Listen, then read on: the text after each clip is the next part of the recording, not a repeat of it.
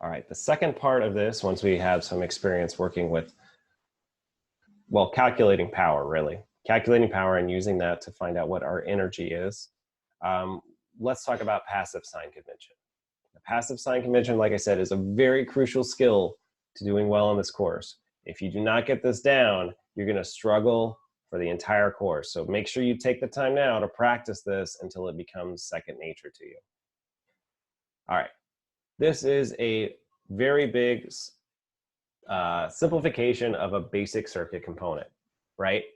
This is a box with two terminals. I like to think of this as a black box. We can analyze any circuit or any sub-circuit by looking at a very simple model like this.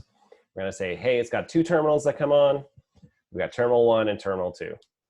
We're going to describe what's happening in this circuit by saying, what is the current going through the circuit component, and what is the voltage across these terminals.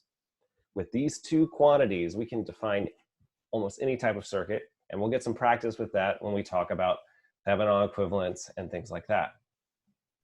All right, what does the passive sign convention tell us? Passive sign convention says, hey, these charges can be positive or negative, right? We talked already about the arbitrary relationship between what is positive current and what is positive voltage, right? To solve this particular component, we're going to need to arbitrarily choose some things. We got to choose our current direction and our voltage polarity, right? In this particular case, our voltage polarity is shown here. We go from a positive to a negative. That is our voltage polarity. This is drawn in. Our current is flowing into terminal 1. Because we know that it can't store charge, that's got to come right on out. And our equations have to agree with our choice, right? Power comes in, current comes in, that current has to leave.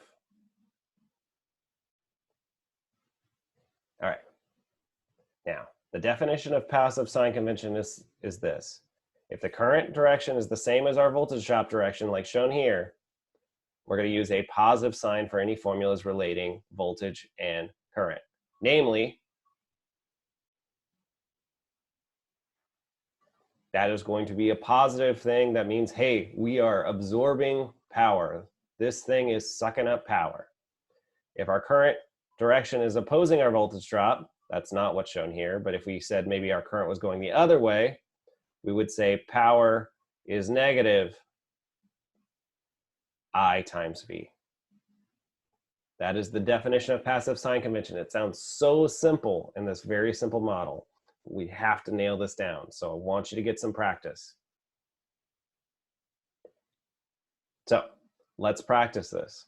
Here is a passive sign convention example.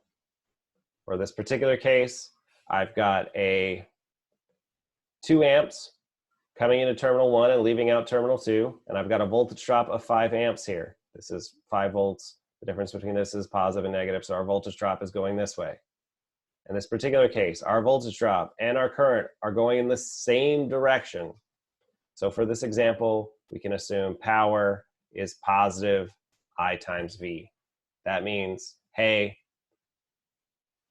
it's going to be 2 amps times 5 volts. That is going to be 10 watts. And because it's positive, because this is positive, we're absorbing that energy. Or that is a positive wattage means it's absorbing energy, right? Remember, wattage is a measure of power.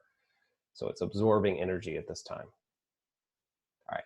And there's a clicker question for you to practice with. There's a couple of clicker questions here. I'll leave this up to you.